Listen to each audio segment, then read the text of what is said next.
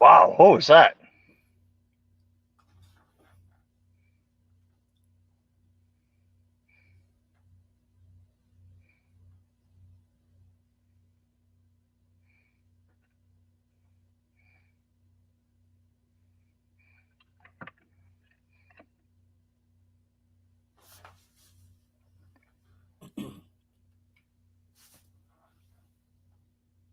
Am I supposed to say something? Okay, so StreamYard kind of screwed me on that one because I was trying to broadcast to Instagram and it decided to shut everything down on me. Thank you, StreamYard. Oh, is that where everybody went? That's where everybody went. Let's unmute John. Okay. Oh, now that we're all back, there's something I always wanted to do. So we'll remove you. We're gonna add you. We're gonna come back to media assets. Hold on a second. So, how this was supposed to have gone is the intro was supposed to end, and then I was supposed to say, welcome, ladies and gentlemen, to an all-new episode, world premiere of the Indie Escape Network presents Riffing with Dugan. And here it is. And here's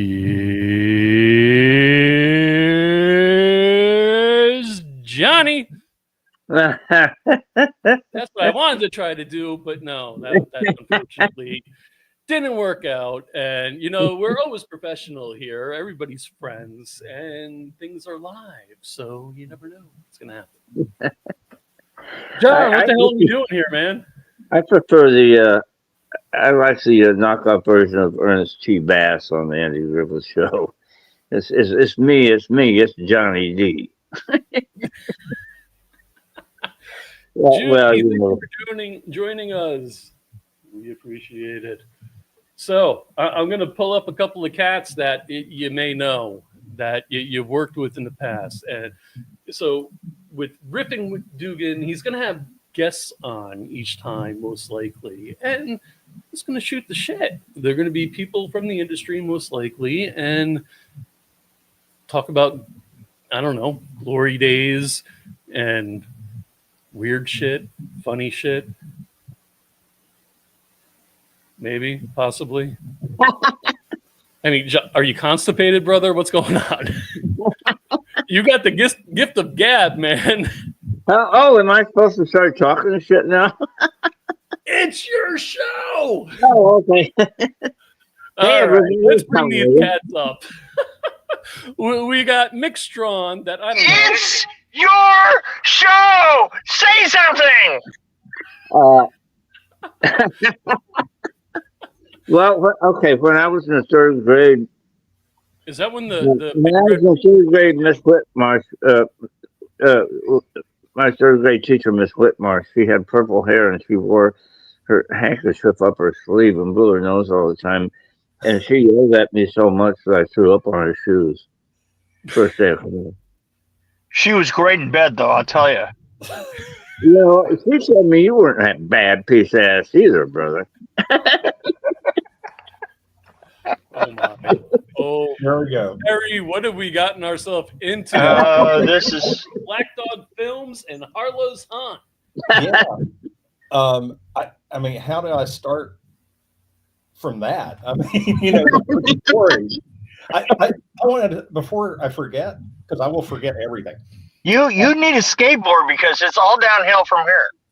Yeah, you got to do this quick, and then no, I want to go back to that. The first time I met John, we were doing that con in Titusville or something, and you told so many stories that night. But the one, Joe, you probably remember about the rooster or something. And the bicycle. All my paper. Yeah, the paper ride. I was. That son of a bitch. I hated that bird. Well, he told that story again when we were in Cocoa at a convention, and we were in our suite, and yeah, it was like 3:00 in the morning. Yeah, we say Just we hit it pretty hard. on the table. Yeah. God, Yeah, but you But- guys are a bad influence on me, or I'm a bad influence on you, or something. I think it's a bad combination. With all of There it. you go. Some of them are even true. There's that under combinations on the menu. Bad. Daily. I was thinking back today. Bad combos. The first time John and I met online was during one of my first broadcasts going solo. And solo, I had John on. I was about No, Joe, I met you on fucking Romero's podcast. Negative. No, yeah.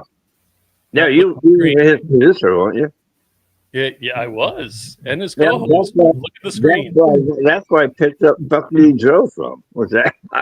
No. It was on Dan Yeager and Ron Scott's show. Oh, that I that's used yeah. And I pissed you off.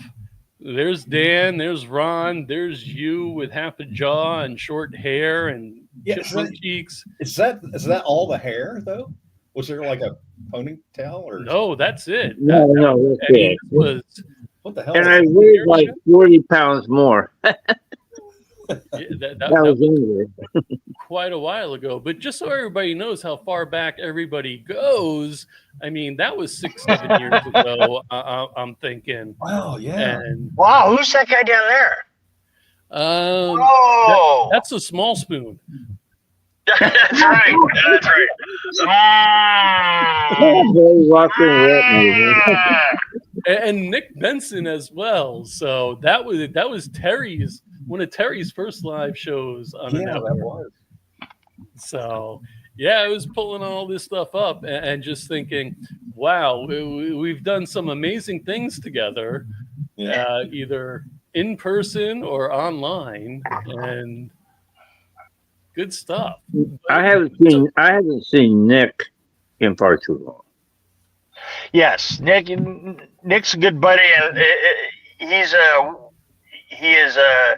gotten a divorce and moved up to Oregon, and he's like becoming a human being again. That's a good thing. It's little. It's like, oh, Nick. Are you all right? Just So Nick, tell us about the first time you and John met. Me and John? Yeah. Oh, God. Arizona? You know what? Was it 60 years ago, or? It was a while ago. I remember I was at a con, and I walked by Dugan, and Dugan looks up at me and he goes, "Here, you need this." And he had a bottle of wild turkey. He said, "Here, you need this." And I say, you know, you could be caught for contributing to the decadence of a miner. I said a coal miner. Yeah. I knew that was Man. Well, you do live in Tennessee, you know? And then ever since then, you know, I remember going out to eat with him and just trying to catch up. How many years ago have you guys? Oh. How many years have you guys known each other? It's been a while now. I mean, it is at least it's been as long as I've been here, but Oh yeah, I remember. And Lynn Lowry was with us, and yeah. and No, that was, Camille Keaton, yeah. Yep. and you and Nick and me. It was like 5 of us. Right, exactly. And And maybe some agent or something was sitting there. I But think they that were- we went to eat. We They're went no to eat. friends. We went to eat at a restaurant, and somebody was wearing a MAGA hat, and I remember that there were problems. What But- is going on with the show, guys? And I'm not going there. I am not going there. I am not going there. I am not. I am following. I'm just telling the story from what Fair happened. enough. Okay. Calls them and you see them. I call it the way that I see it. Didn't I get like recognized in there or some shit? Nobody recognizes me. No, But no. Facial hair. Wasn't there a... Yeah, I have to do the makeup again. I had to shave my beard off. What the No, hell is listen. that? Why did you shave your beard? I was wondering about the story. I have to do the grandpa makeup again. Oh, Oh, Yeah. well, yeah, but now you look exactly like that with your beard shaved. Yeah, I That's you. noticed that. Okay, I noticed that already. You don't have to fucking bring it up.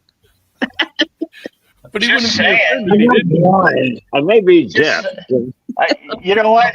You know what? I wish somebody had made a live cast of me back when I was still alive.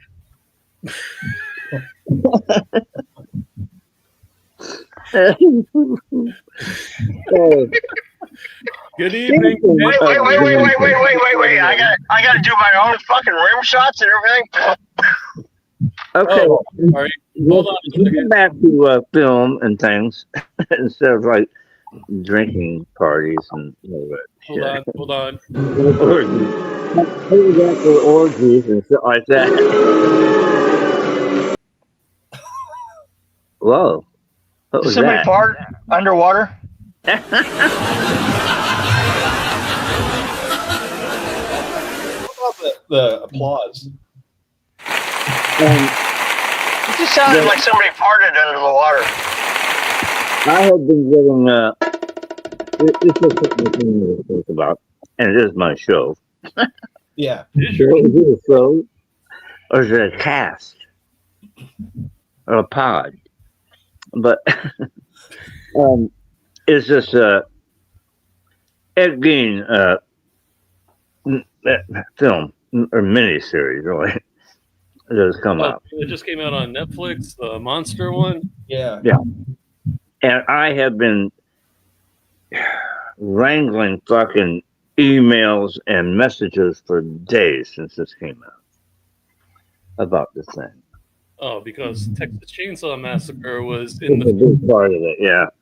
or- So I haven't watched the whole thing, but we watched a couple episodes while we were trying to look for just the part that I was in. You know, because what the fuck. And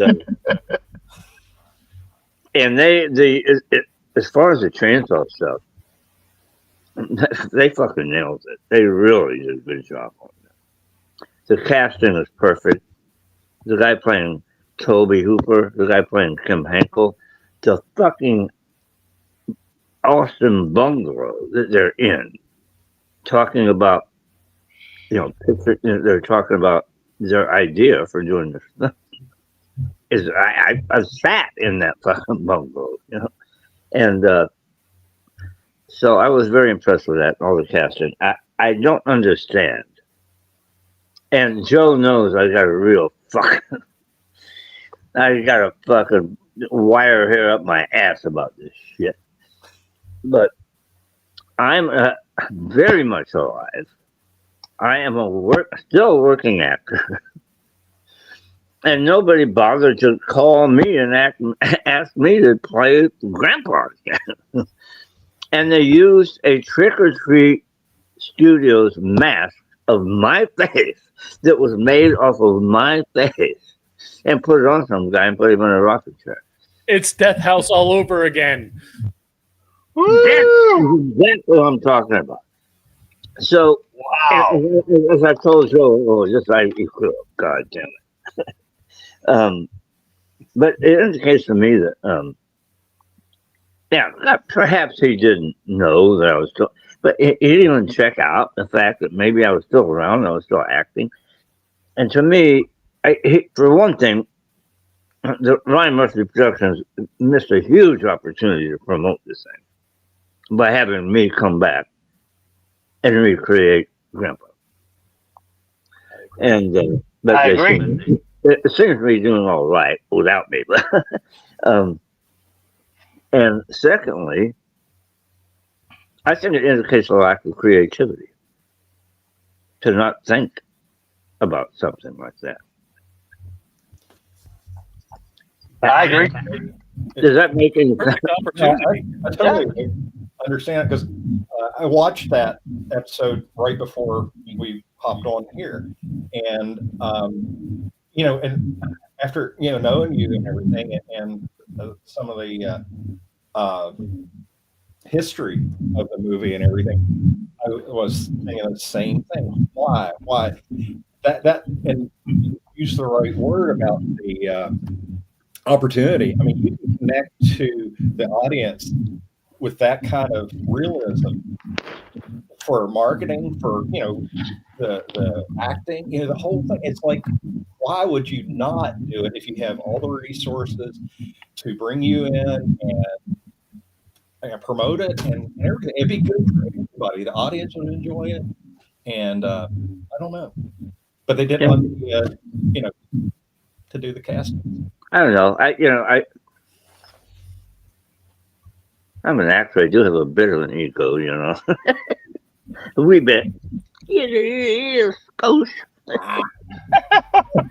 You can tell John's a real actor because he sweated it out with us all to hell. Oh my God, That's a great shirt. that was Shirt shot. God. It was so fucking hot. I must have sweat off about 5 pounds that day. It was only 140 that day. It got cool And with no windows. after night. But yeah, I don't know. I guess that's all. Oh, the other thing I want to say about it is that if you want to see, and I think I was expecting more of a documentary thing rather than an actual narrative theatrical film that's mostly fiction. And all the Ed Gein stuff, and it's named Ed Gein, I think, or whatever. Most of it's fake, made up. They have to have an excuse for Charlie, and women love him. Don't get me wrong. I started watching it with my wife, and I think Charlie's a voice and mother. mannerisms just What's that? hurt me. What? I'm sorry. His voice and mannerisms just irked me. My wife and I tried watching it, and I had a hard time. But I always think that Charlie's a really fine actor. I like everything he's done. But most of it, Ed Gein never did. Ed Gein. So, because he's like Charlie is really attractive. Women just love him. They had to toss in a fucking scene as Ed Gein fucking a young woman. He never did that. Right. He may have fucked a dead woman now and then, but he never you know what I mean? They're so much easier to catch. It was throw Charlie's ass into the fucking movie, and he never used a chainsaw. Chainsaws had nothing to do with Ed Gein. Ed Gein had nothing to do. Well, he may have owned a chainsaw, but seeing how he was a country boy and all that shit. But I mean, were there even chainsaws around in the 1940s? I don't know. They're probably forced though. Mick's looking confused. It's looking like a loaded gun, also. So I don't know where he's going. But and he wasn't. He also is mislabeled. I know pretty much as much about Ed Gein as anybody because it was necessary for me to research. But he's mislabeled as a serial killer. He only killed Well, two people they know of. No, one that they're really sure of. You know, Mick, you remember he was a Danny grave Bailey? robber, necrophiliac, crafts person. He liked arts and crafts. Making lampshades. Yeah, he set up a booth at the county fair every year and sell It's leather wristbands. Nipples on earrings, yes. Yeah. But I just love the scene where he puts on the vest of a woman's torso, because that's absolutely true. Oh, You know, yeah, that's all that. huh? I just watched that half an hour ago. No, that actually is factual. But Has that come back into fashion? well, in black, in black now. You know how fashion goes. I mean, it's 20 years cycle or something like that. Because I definitely still have a lava lamp, and it's come in and out of fashion over the years. You know. Oh, me too. In a black light. I'm just saying, is that torso look? Is it back in fashion right now?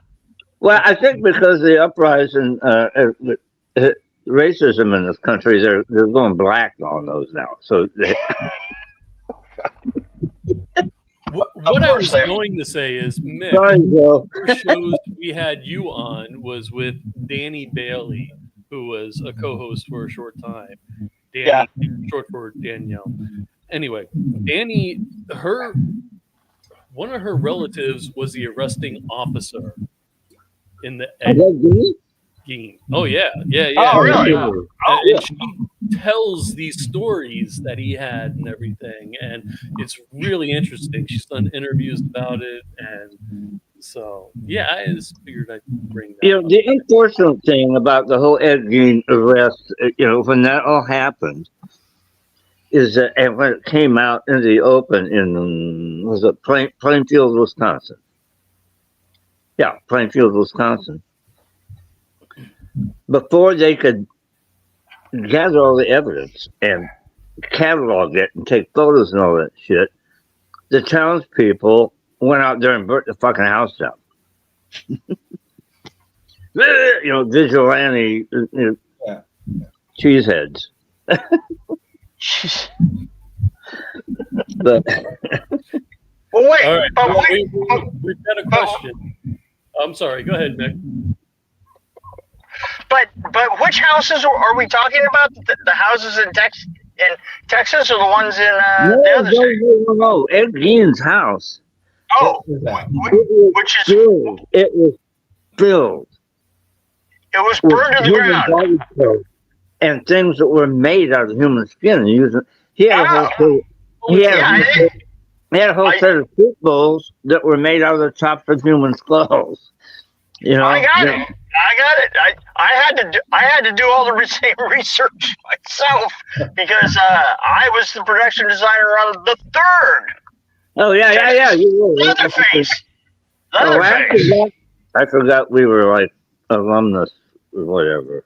Yeah, you forgot. John, we need you to do better. I forget everything now. So. Yeah, I am the one that cheated and actually built everything in and above Hollywood. So how fucking cliche is that? Okay, well, so I need one of you guys to read this. Terry, read that. Me? Oh man, smelled like bacon. It was a very confusing time for the townspeople. Oh, when the house burned.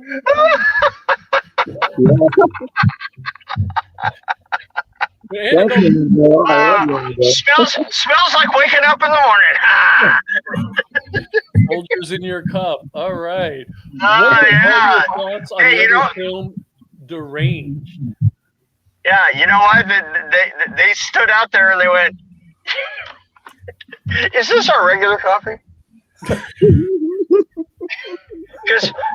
I'm telling you, this seems a little bit better than it normally is. Yeah. Best damn coffee ever. Got a little wang in it.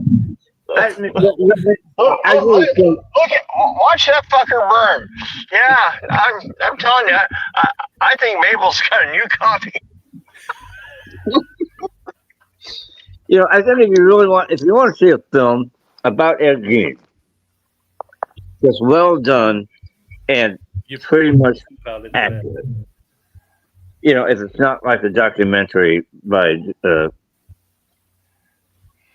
John, what's his name, Borowitz, you got to see the Ed Gein film with Steve Railsback as Ed Gein.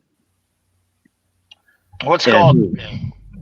It's called The Light of the Moon or something. And they just changed the name just to Gein, I think. But Steve Railsback plays Gein. He got to play fucking Charlie Manson and Ed Gein. It's like, whoa. How fortunate could a man be? I know. Johnny Boy, who earlier put in Ed Gein, The Year 2000, biography, crime, drama, hour and 29 minutes. What's the name of it? Ed Gein. It's just Ed Gein. It was originally called By the Light of the Moon or something like that. Yeah, you put the IMDb on there. But I got to talk to Steve at length about it in Texas years ago. I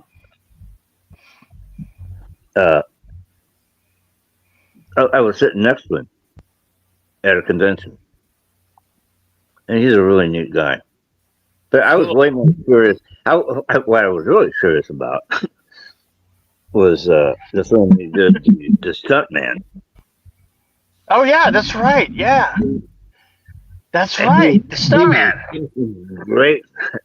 You know, I want to know what it was like to work with Peter O'Toole and all that shit. Oh, the Stuntman has always been one of my personal favorites. I mean, just if you've spent any time in the film business, you've got to love that fucking film.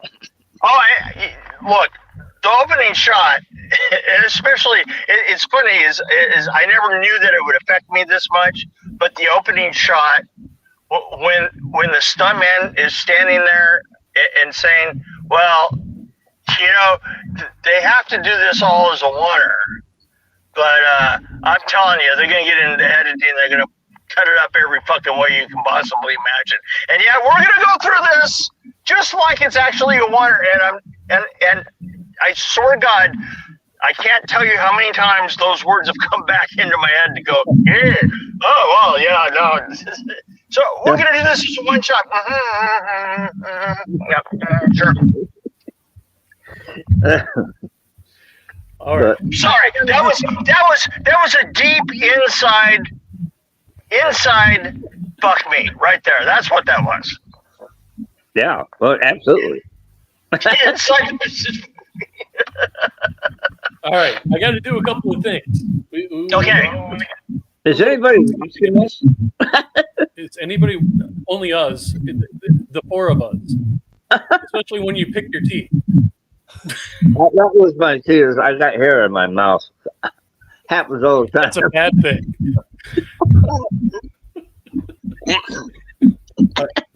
Yeah. That's very good. Even Annabelle say, "Geez, John." All right, so Terry. Yes. We got a few minutes that we got to do something for you, or we have to talk about it. Yeah. Still here to remind you guys, our friends from Canada. But so you've been working on a couple of things, brother, and I think Mick has been involved in a couple of things that I don't know if we can talk about or not. Or yeah. Well, we've kind of been evolving a lot of stuff. A lot of people ask about Harlow. Hey, Terry, can you move up to the mic, please?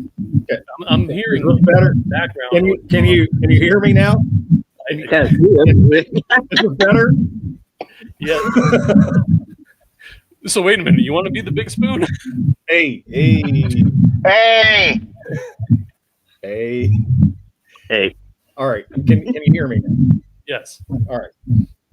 So yeah, so we've Harlow's has been out a couple years, and can you hear me still?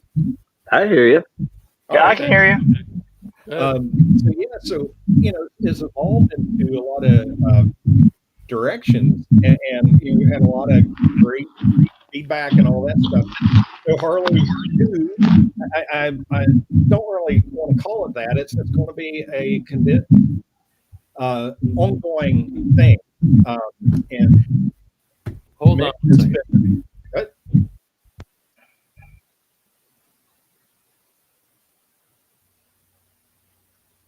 Okay, it went away. Nope, it didn't. Terry, I muted you. It's you, brother. Something. You have a fan going or something? Is it me?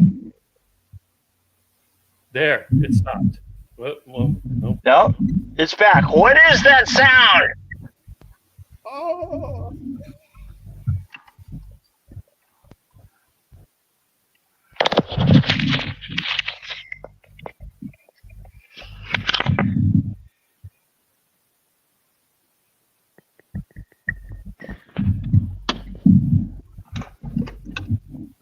Mick, do you have the windows open?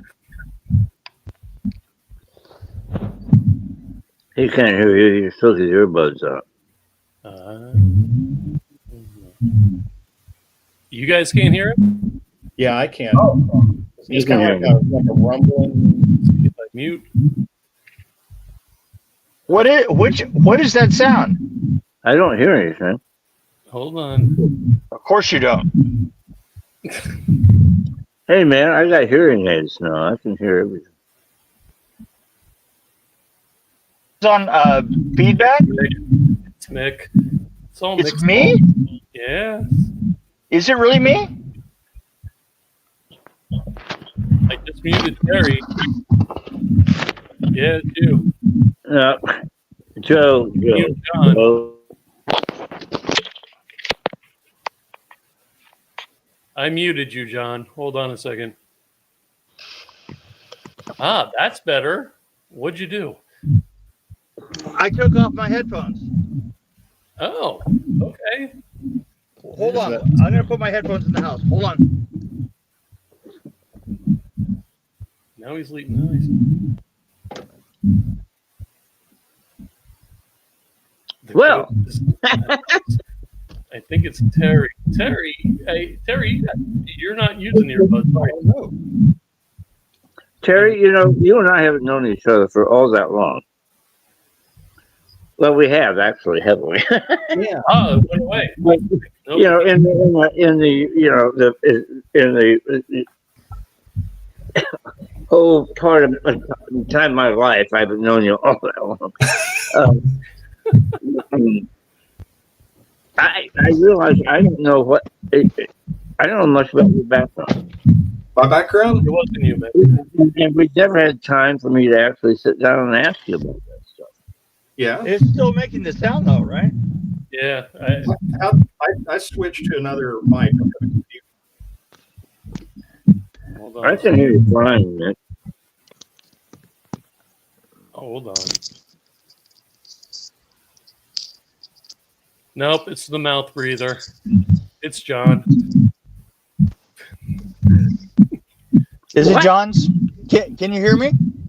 Yeah. Okay. I'm making what? What am I doing?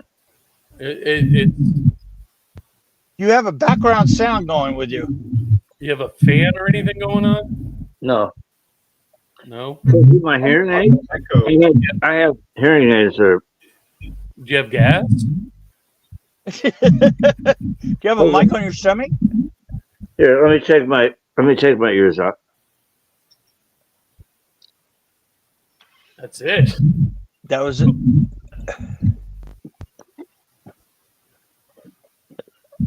It actually is it. I think it was. Sorry, you guys. I was trying to mute mics and it wasn't. Is that better? Can you hear me? Yeah, we can hear you. There's still feedback. Can you lower the volume on your phone a little? I just took my fucking hearing aids out. And you want me to lower the volume? Put your hearing aids in and then turn your phone volume down. Go outside. Turn the lights off. The professionalism is Off the charts. God, I love you guys. I really do. Here, how's that? That's pretty good. Perfect. Yeah, now I can hear you guys. Until somebody speaks, and then they can hear it. Wait a minute, I can't Anyway. hear that. And I have to. Use a happy medium here. Terry, so anyway, let's discuss what you guys have been working on and what you've been trying to share. John, I'm going to mute you until it's time for you to speak. Oh, there you go. Oh my God, that's so much better. So make it short. Harlow's follow-up. It's called Infinite Delirium. It's and I'm not really pushing it out, making a lot of noise yet because we've got a lot of innovative stuff coming. It's going to be pretty cool. So I'm not saying a lot yet. There's a lot of cool players coming into the realm of things that we're doing. I know Joe, you know a lot of it, and Mick, and I talked to John some. And it's again, it's evolving. That's kind of, I'm not telling you a lot, but I'm telling you a lot. So it'll be a lot of fun that we're going forward.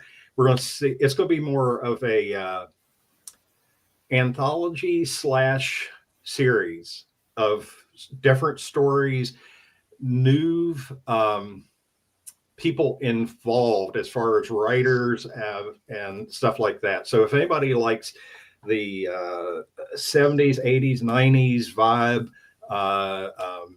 the Tales of the Crypt and that kind of stuff, we got you. It's going to be a lot of fun. It's going to be creepy. It's just going to be that visceral, taking you back, how many ever years back. So, but I've been doing a lot of stuff with tech and technology, and we've got people are out there hating on it and others are loving it. So I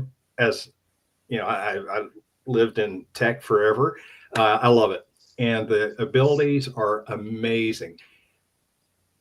It's bringing so much to everybody in the industry. It doesn't sound like it until you get into it. And I think there's some misconceptions. A lot of it. It's a lot of people that don't know. They assume what's going on. And I'll tell you my little story, make it quick. The reason that I really kind of embraced learning new stuff, and we've all had some health issues. I've had 4 strokes in the last year and a half. So my voice is a little cartoony, and that's why. So it kind of eliminated and limited my ability to work conventionally. I had to relearn how to write, I couldn't get in, use my computer. I couldn't remember. I could remember my passwords and all that. I couldn't figure out or remember how to use a R or a C. What are these things on this keyboard? I couldn't speak. You lose all these fundamentals, right? So after, for me being a filmmaker and in film, immediately it's like, what am I going to do? I mean, it's done. I can't do anything. There's no way I could go on set like with John. When we did Harlow's, it was 12, 16 hours days, and it's 100 plus. There's no way I could do. I can attest to that. I mean, I got there at like noon, and at 1 a.m. you guys were still freaking shooting, and we were shooting till like midnight. So the limitations physically, it's like, okay, I'm done. I'm just going to have to find something else to do. I mean, what am I going to do?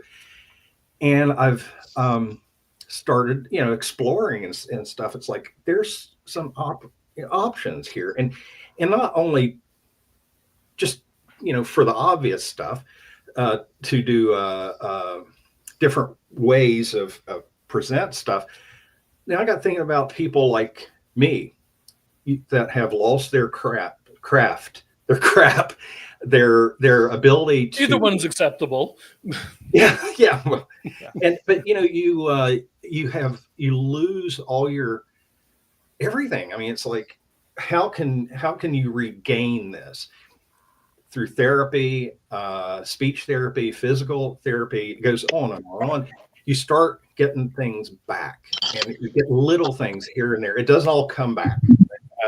First one, all 100% back, but you can find a way, like right now, to go on set for, again, 6 or 8 hours for me. I think I have it, but I can work in different ways now. So I can hybrid these approaches between writing, between creating, and what is creative anyway? It comes from your mind, and you're never going to change that. You can cheat it somewhat, but fundamentally, it's that connection. So I've been doing a lot of pretty cool stuff and gotten the attention, the support from really, really amazing studios. And one is Arcana, is a AI studio / boom. They've done some pretty good, amazing things out there. Absolutely amazing things. Well, one film that they did a short that you can watch online on YouTube is called Echo Hunter, and it's probably 6 months old, but the technology is moving so fast. That's old tools now, and if you look and watch it on YouTube or something, it will tell you what's going on. And everybody's going to have to kind of embrace this, look, whether you like it or not. I mean, it's going to be there. So Echo Hunter is SAG approved, and so it's getting some the big guys are like, all right, it's coming. So, but it's not what it is. And so I've done a couple things. I did a thing for the Indie Escape promo, and I'm doing one for another movie for Jimmy Starr, Bunny Man. So if you want to show one of those or both of them or whatever, Joe, it's a couple. Are you trying to tell me how to do my job again? Well, somebody Yes, has to do it for Christ's sake. Absolutely, you was, yeah. All right, You're good on your own, Joe. We haven't told you, but you really need help. So it's great you have friends like us to guide you and to And we'll tell you. So I'm going to keep show you the from first making a fucking fool out of yourself. God, I love you guys. I am going to play the first one. It's about a minute long. Here we go.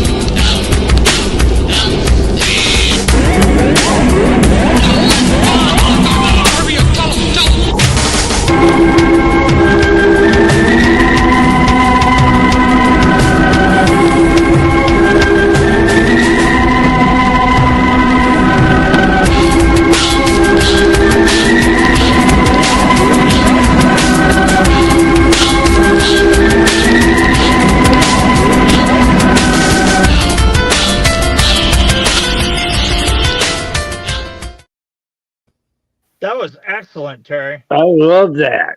I love That was amazing. Yeah. Thank you so much from you guys, especially. Yeah, it's a little movie. You know, the scenes, I scripted it. You know, it's like you're stranded in the rain. What are you going to do? Oh, here's this creepy theater. What are you going to do? You know, I buy a ticket. And I got the skeleton. You know, fighting you with the popcorn, and then at the end. No, wait a minute. There was a story behind the ticket taker or the. Oh yeah, you want. Yeah, Real when I was a kid, my dad was a I can't say it. The guy that ran the movie, projection. Sure, projectionist. Yeah. So wow, even John can say it, Terry. Yeah, well, yeah. Hey, I'll learn. Not very well. You know I'm busting your balls, brother. Oh yeah, no, do it. But yeah, I was about, I don't know, 10 or under, and I would go with my dad on like Saturday when he would run the movies, and it was in one of those old theaters. You have one screen, the velvet curtains, all that stuff, and the lobby, the long lobby, that you go in and all that. But the lady always, I don't really remember much about her other than she scared me, and it was like this real official thing to go when he would just like speak to her, and he's going to work, and but she just seemed, she was so official behind that window. I thought she always scared me for some reason. So I modeled that that part in the short there. It's like, she was this creepy skeletal old woman, and yeah, so that was a lot of fun. But yeah, it's a little story there, and it's very well done, Terry. It's really well done. Well, So thank I'm you. going to play the second one that is around 30 seconds, and this was made for Jimmy Starr's upcoming film. He's I think producing with somebody else, so I'm not sure the director's name, but they're pretty stoked about it from what I hear. So as long as they like it, here we go.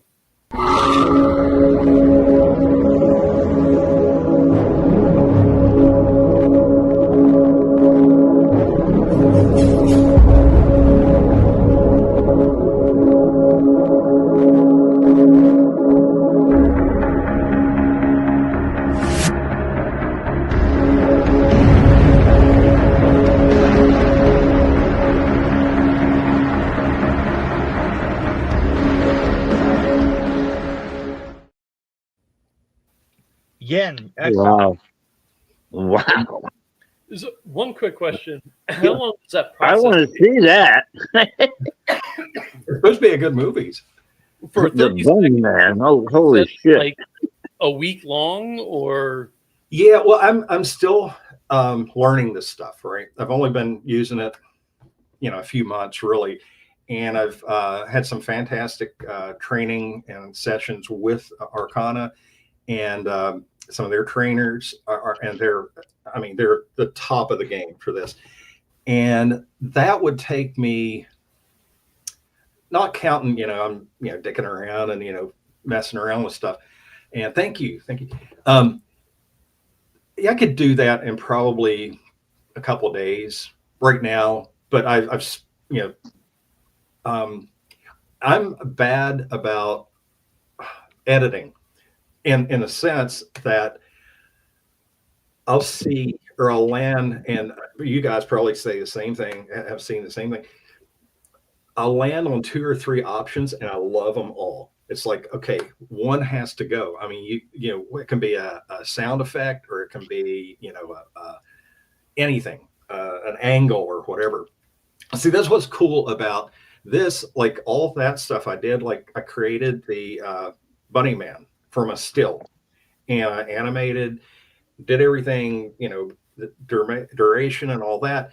But then you can look at it. It's like, okay, I can make this model, of this, this still, it could be a drawing, and then I can move it, look it down, around, up. I can get the camera angles as I want. So you can do anything like that bunny. If I had set it up for 20 seconds, I could do an orbit around the. Oh, we're gonna have to do a whole freaking show on this, because I'm assuming we could spend at least an hour and a half on that. No? Oh yeah. Easily. Yeah. But some stuff you can really and it kind of accumulate shit. You can build up a library, so you can build from that. So you can do I'm thinking like Mick for designing anything like an environment or anything like that. Can it make me skinny and attractive? Well, can it make me the small spoon? I see you, Mick. Now that we're getting into this sort of computer technology and shit and AI, I think that we are on the precipice. Help me out here, Terry. Precipice. Prissy. Okay, I have a fake jaw and half a tongue.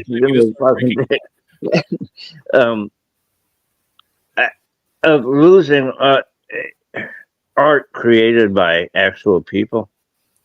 That's a good question, and it's hard enough to make a living as a creative now, and it has been the whole my whole life. Yeah. But and then to have it be usurped by a fucking algorithm or some shit. But wait, I think it frightens me. And without people being able to create, if they do it correctly, civilization will collapse without art, music, theater. It does. You end up, which is why. Oh, never mind. I can't say anything political. But Dick. Yeah, I'm really concerned about. I'm concerned about younger actors, younger artists, younger musicians who are not going to be able to get work because AI. Well, this is what I'm trying to say. If they do it correctly, in my opinion, if they do the scan of the actor, they do the voiceover of the actor, if they give the actor the actual credit, then I don't see an issue with it, because the actor's still getting paid. Oh yeah. Do you understand, Joe? Do you understand what the SAG strike was about? Basically, they do. Because they wanted to do one screen capture of you and one voice capture of you, and then use it indefinitely. I understand. That's why I said if they do it correctly and fairly, then an example I used, and it may be a very poor example, but I used it on a show the other night. Clint Eastwood wants to keep acting. Scan him. Let him do his voice. He's going to get credit. He's going to get paid. It's not going to look like Harrison Ford did in that god-awful freaking... I thought he was dead.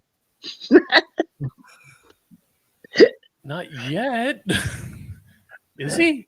Shit, did I miss it? No, I don't think so. Well, he's dead to me, anyway. Okay. John, you're making me paranoid here. Like, I don't... Is he 99 yet? You're good, Joe. You're good. You're good. Jesus Christ. But, so Is that not making sense? If they do the whole No, it's not the same. No, Joe, it's not the same fucking thing at all. It really isn't. I didn't say it was the Because same they can thing. tweet. If they have a motion capture of you, they have your image. Then Terry, they you can started tweak all this. it You know any. that, They right? can tweak it any way they want This is to. your This is fault. why. This is why it's riffing with Dugan. This is why it's riffing with Yeah. Dugan. Yeah, that's a crock of shit, Joe. Okay. Fuck you. Yeah. No, we can't. We cannot lose the arts. We've already lost the arts in the fucking country. You know, because it's all been defunded, and Now I'm gonna ask Mick now. So Mick, from a director's point of view, if you can still pay the actors what they want without travel expenses and craft services. Well, yeah, that craft service is really important. Well, feeding actors is very Well, important. feeding. Hey, let me tell you, on a small film, feeding the crew is a nightmare. It really is. I mean, nobody understands exactly. Nobody ever figures what it costs to do craft service. That you know, when you're doing minor, small, low budget films, the craft service and catering can just fucking drive you insane. And I have been driven insane by bringing actors in. There is no doubt. But at the same time, I don't know how it sits with me because people look back at CGI, for instance, and CGI has kind of become. I mean, there was a time at the beginning of the 2000s when CGI sort of the producers looked at it as that now we can kind of do films our own way. We can kind of go in out the FX guys is what they're doing. Right. Well, we can take it over from the director, and we can get somebody to do all the effects ourselves, and in that way we kind of like get some of our control back. And what happened is we had many films in the late 90s and the early 2000s that just looked absolutely like shit because you didn't work, because nobody they would set up a CGI shot with other CGI shots, and it just didn't work. And CGI got a terrible reputation amongst filmmakers because they just did it wrong. The thing is as time has come on, they're not creatives. They're fucking money people. They're not creative. They don't write. They don't do anything useful except raise money and try to tell you what the fuck to make your film. You know? Hold on. I'm actually on a track here. So as time has gone on, CGI has become more like another tool in the box. You know, it's people realize that they kind of have to set things up, that there is an enormous presence of special effects people and so forth that actually have to be there in order to set up. And CGI is that tool in the toolbox that can do that thing that we can't do well. Yeah. Okay. So that being said, my fears of what CGI was at the very beginning didn't quite pan out, right? I don't know about AI yet. I haven't really been able to form an opinion on it. It seems like a disaster, but you know, my problem is I'm getting old and everything seems like a fucking disaster to me. So it's so hard. it's so hard to separate one thing from the other. You know what I'm saying? Well, the CG. Have you seen the latest Harrison Ford Indiana Jones movie? that looked like absolute, in my opinion. No, Oh, it I looked didn't- like shit. Oh no. You're I didn't absolutely know right. there even That- was one. That looked like shit. But I'm going to say Mad Max, the recent, the not the recent one, but the one that was a little bit further back, right? Mad Max is a perfect example of how CGI can get together with practical effects, can get together with practical situations. It can handle the weather, for instance, but you still need practical things to set it up. And it's a perfect example of that film could not have been made without CGI. It could not have been as big as it was without CGI.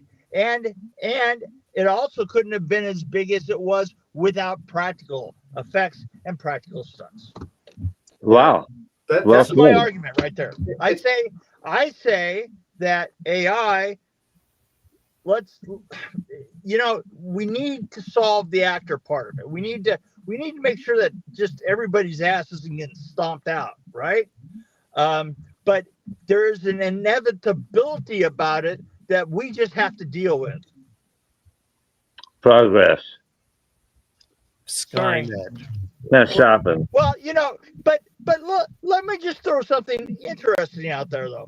I just did a film as director, and you didn't think I could get my hook in even with Dugan over there, but I did a film called Solitude.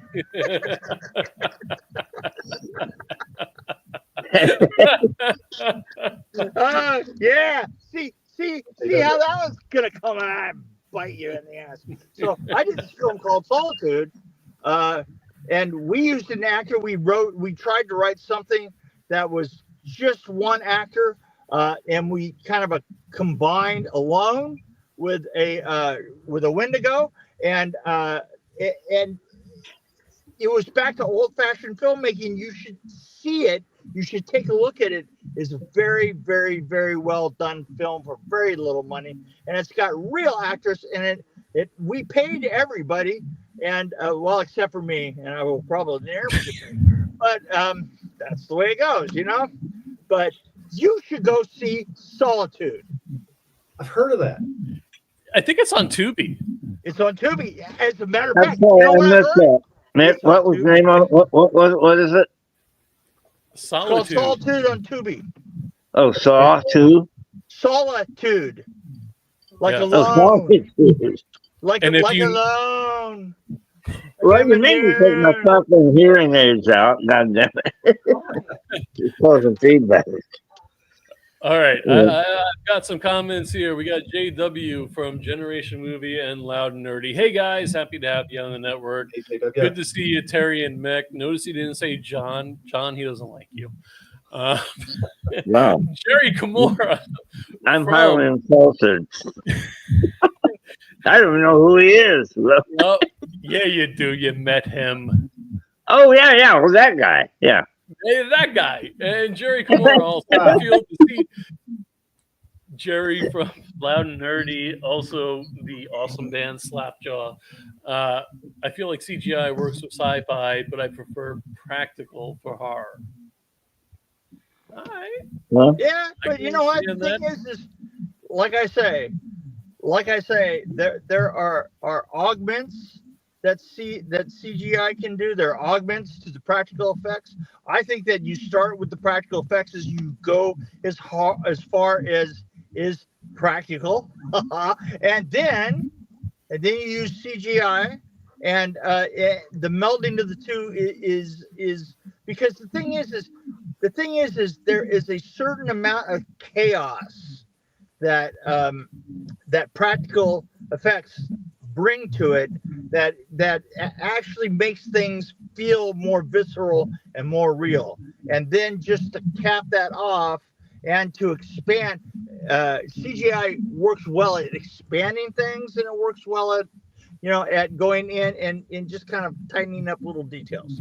Well, let me ask you. well, the thing about CGI working better for sci-fi than horror is that, well, in sci-fi, these are things that are just conjecture that have never happened. Nobody's ever seen it. Right. You know, whereas if you're cutting somebody's gut open and having a bunch of guts come out of it, But you know what? funny. Even at the same time, CGI also works better in conjunction with props that are made and set pieces that are made to expand the CGI. I mean, it really it kind of comes back to the best way to do it is kind of to combine the two of them. Yeah, it's kind of like the old, was it Buster Keaton? Right. You know, those gags and stuff. I mean, it's been doing that for years. It's just a way. Buster Keaton doing what? What? Like the what's the clip of him roller skating?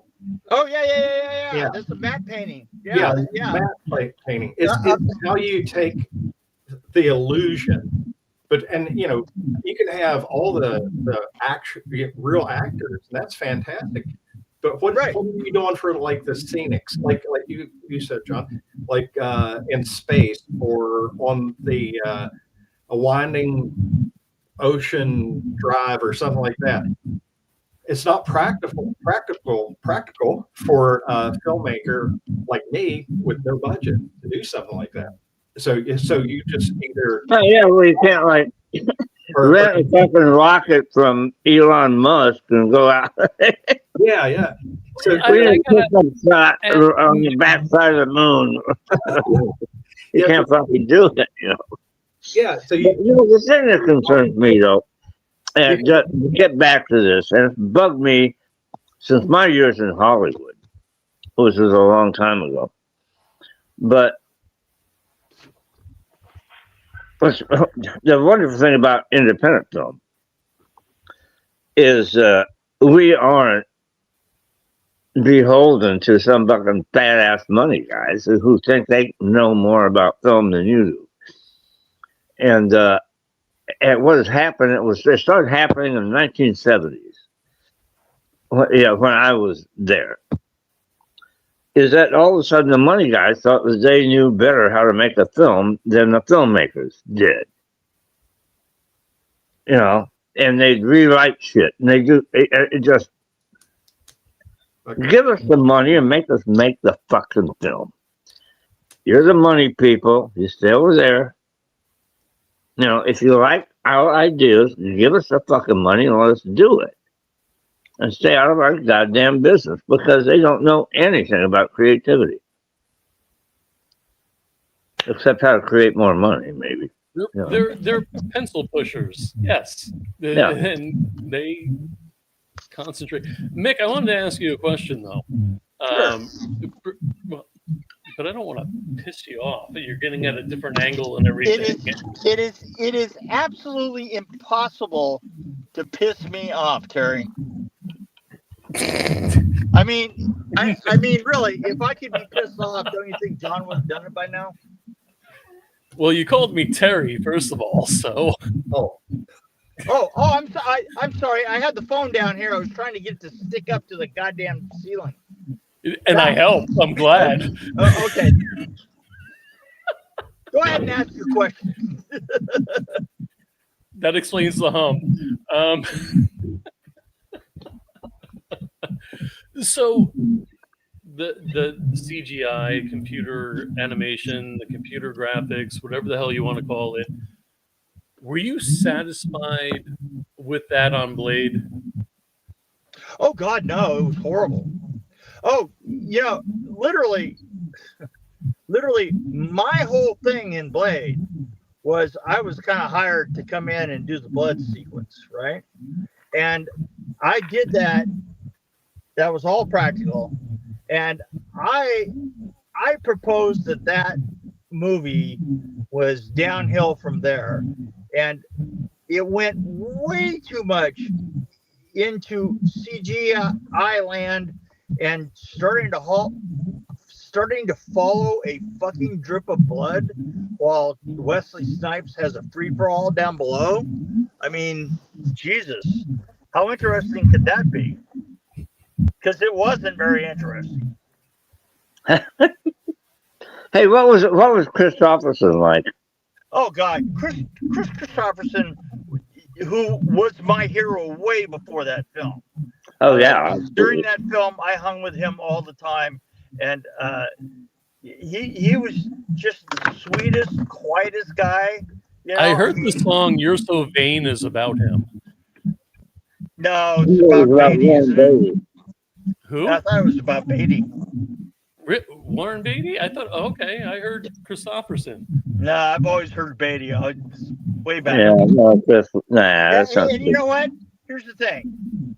Think of Beatty. Think of who he is and what he's like, and then you got. Oh, he's a hoe.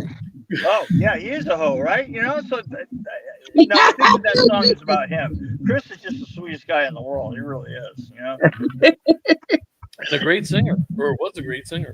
Oh yeah, he's a great writer. I mean, you know, some of the stuff that Oh, he wrote. Jesus Christ. Oh shit. Hey guys, how are we doing on time? John, Mick, I don't know if Mick has to walk his dog or not. I got a beer's worth of time left. You got a beer's worth of time left. That dog there? That dog right there. It could be just a few minutes, or it could be a little long. Okay. Have any of you seen Good Boy? Good Boy. No. That's a horror movie from the eyes of a dog. Oh, really? I have not seen that. Okay, so it just came out recently, and it's gaining traction for an indie horror film. I mean, Really? it's literally a horror movie through the eyes of the dog. I couldn't watch that. No way. I couldn't watch that because Getting great reviews. Does the dog die? I was. We can't answer that because it would be a spoiler, and nobody knows. True. God, what am I thinking? But I Nothing where a dog gets hurt. Yeah, I was attacked by dogs when I was a kid, and I couldn't walk for 2 years because of a dog attack. So No shit. So dogs have to be much smaller than I am in order to hang around me for a long time. You're a dog lover.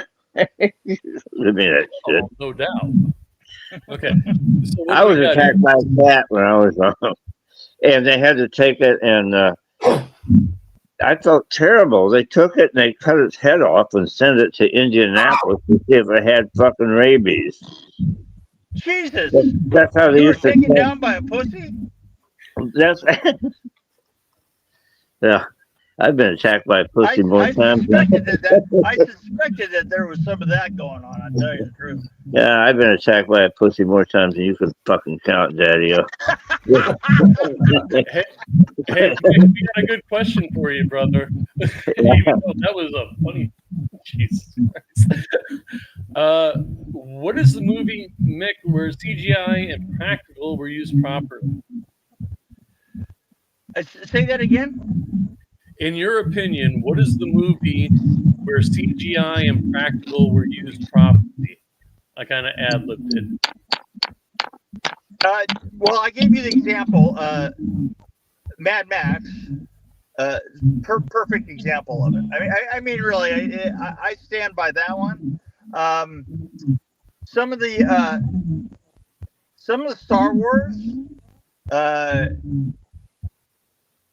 some of the recent ones, the effects were amazing on them. And the thing is they still use a lot of models.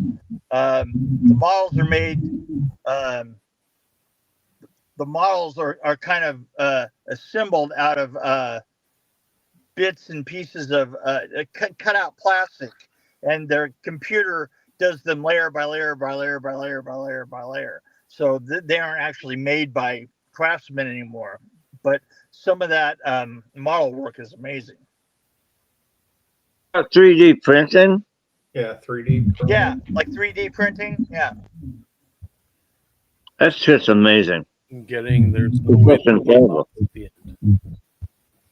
Yeah, you know, the thing is if you're complaining that that they're using AI or CGI,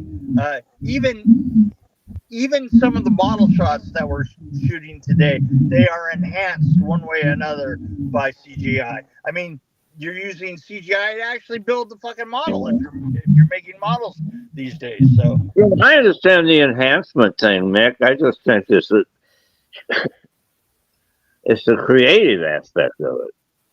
Just to enter a few key words into a computer and have it created, rather than that's fucking. AI. Yeah, that's AI, and It's not that simple. Yeah, I don't even know. I don't even know how I feel about it yet. I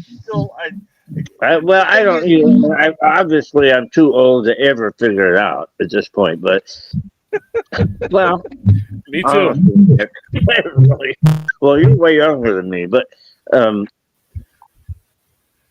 yeah, I don't even want to try to even wrap my head around it. Really. Yeah, see, I don't.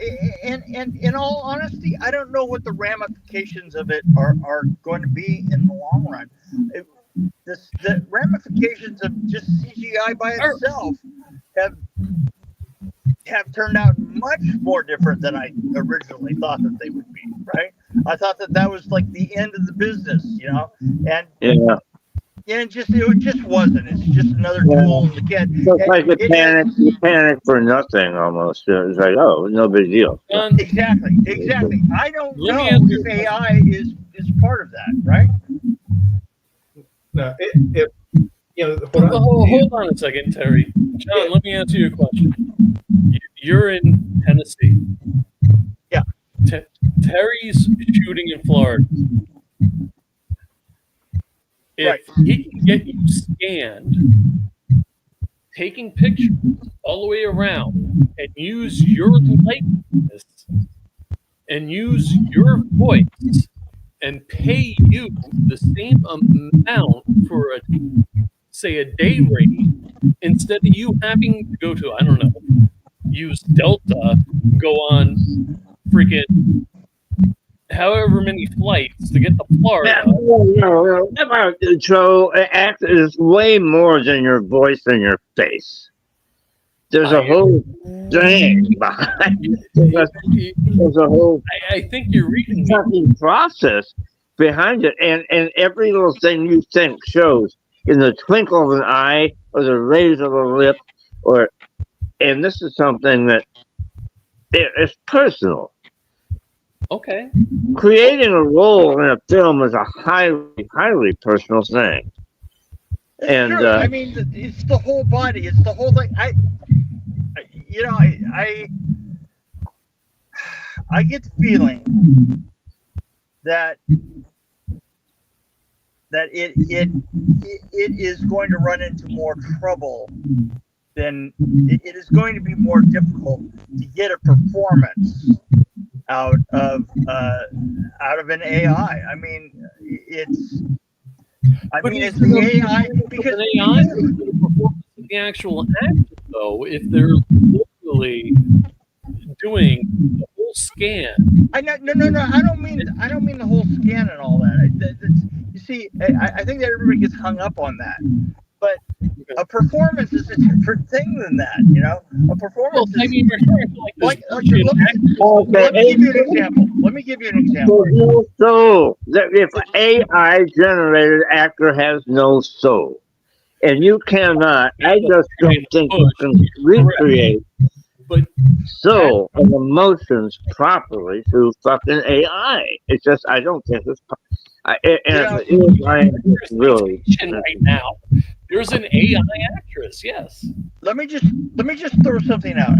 Robert, there was a shot of Robert in Nightmare on Elm Street 4 of going. It's the first shot that you see Robert in the show. The camera is pushing in, and you see his shadow, and you tilt up and see his body, and he's got his claw up like this, and is kind of like looking at his claw like Horatio, and then looks at the camera. That the way that he's leaning, the way his body, just the way that he is, the way that he looks is so amazing. It sets the tone for the entire film. And what I'm saying is this, is the nuances and subtleties of that performance, I mean, even before he opens his mouth, is just absolutely stunning. And I'm not sure that there's anything behind AI that can create that kind of, and I'm going to go with John on this, that kind of soul, that kind of emotion. It's harder than you think. And the thing is I hate actors. I have never, I mean, oh God, actors are the fucking worst. And method actors are the fucking worst, right? Especially being around them. Jesus, you just want to hit them. You just want to pinch the little fuckers. So, I mean, it's not that so I'm not coming from a point of view of loving actors. Oh, thank God. Hold on. If something is going to stand between my work and the camera, I want it to be as good at doing it as fucking Robert Englund, and I don't think AI is going to be that. Well, I agree with that. Not the fact we're all actors and assholes and all that shit, but most of them are. Well, most of them, well, I agree. A lot of them really are. But Terry, sorry, Terry. No, it's fine. Because I think that's a good point. Well, AI for backgrounds and stuff like that. What do I care? I'm going to die pretty soon anyway. So, no big deal. No big deal. But I do think that we will miss an awful lot in performance, and that performance is a little bit trickier than we're all willing to admit. I think you're right, but a thing kind of devil advocate here, and you guys have worked on a lot more than me, but in my experience, you've got the quality thing, and not every filmmaker, camera guy, anything is the best, and right. There's so many actors that I've dealt with. It's like, what are you doing? And it's like I could do this better with AI. I could get a better performance. So that's another side of the coin. It's like, I got on really bad. Hold on a second. So hold on. Time out. Let John. John, I had to mute you because of the sound. But go ahead, brother. I'm sorry. Me? John, you can talk now. Oh, I said, Terry, that sounds like a casting issue to me. Well, that too, yeah. So, you cast an asshole, you're going to get an asshole performance. But there's a fact. A lot of that too. It reminds me of someone in. Oh, never mind, Terry. I think you know who I'm talking about. I don't know. Can I go in my house and eat now? Oh, damn. See? At least you didn't say I have to walk my dog. And I asked you. Can I walk my dog? I've got to walk my dog, actually. I got to talk to a man about a dog. Yeah, my dog. I got to talk to a man about a dog. Yeah. I got a mule. Before you bail out, brother, what do you got going on? And let me mute John. Hold on. What do you got going on? I have a film that I directed called Solitude. It's on Tubi right now. I think you'll like it. It is very, very good. There's also I've got Pig Hill coming out. At the beginning of the year, I have I'll be coaching Nick Benson, who will be directing a film called Phobia, and then just about this time next year, I'm going to be working in Louisiana with Eric Mathis on a film called Ragaru. Right on. So what you're saying is, I got to unmute John before he gets pissed off. Go ahead, John. No, What I'm saying is I'm a busy little fucking. clam up on that deal. But Well, you are busy, and we would love to hear more from you, and we would love to get some exclusives. well, I'm not going to diss somebody on. Well, you know what? You ought to come to me with an offer on a podcast, because I love doing podcasts, and I you exactly what I'm saying. Maybe you should come at me with an offer. I can't. I just a warning. I can't engineer my way out of a paper bag, or into one for that matter. Fair enough. We're doing this. All right, Mick. Thank you very much. Available. I live right down the fucking road. Yes. So I'm gonna come crash on John's fucking couch, and I'm gonna have drinks for both of you. And I'm gonna bring a car that leaks fucking oil to mix out. Please do, please. You know what? This driveway hasn't had any oil leaked on it since he was here last. Fair enough. Mick, thank you very much. But baptize it or whatever, you know. Hey guys, tell you what, talk amongst yourselves. I'm going. All right, love you, brother. Bye. Love you guys. Love you. Thank you. All right, so now it's just the three of us. There's just three. I gotta go too, man. So Well, yeah, I know. I mean, so anything else? yeah, are we gonna have another show? Oh, yeah, I got shit coming up. I'll be in. I'll be at the Chainsaw House in Kingsland, Texas, Oh, 24th, 25th, and 26th of October. And the following week, I'll be in Scranton, Pennsylvania. There you go, right there, brother. that's all. I am doing the makeup again. And this is a thing I did it a few years ago. It's with in collaboration with Tom Savini, his school, and there's a team of his students that are going to recreate Grandpa's makeup on me. That's And they're gonna do Ed Neal's Hitchhiker makeup, and I think they may be doing Mosley's makeup from Chainsaw 2. I'm not sure about it. And our brother from one of our shows on the network, Jerry, will be in Scranton in November. And I told him that you prefer Heineken, so he'll bring you a 12-pack, and you guys can hang out and treat him right, please. He's one of my boys. Hey, I treat everybody right, man. Yeah, you do.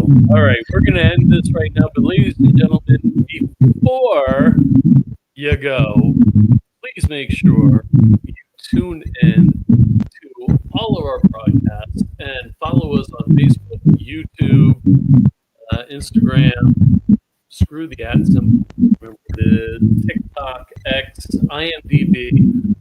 Also, we have other shows on the network. On Monday nights, we have Generation Movie. It's actually at 9 p.m. I've been too lazy to change the thumbnail. Loud and Nerdy on Tuesdays.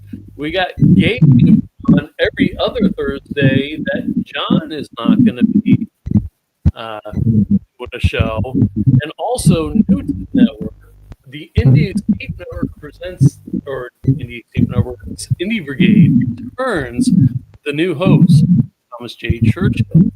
World premiere Wednesday, 26th. That's literally the day before Thanksgiving. So you have no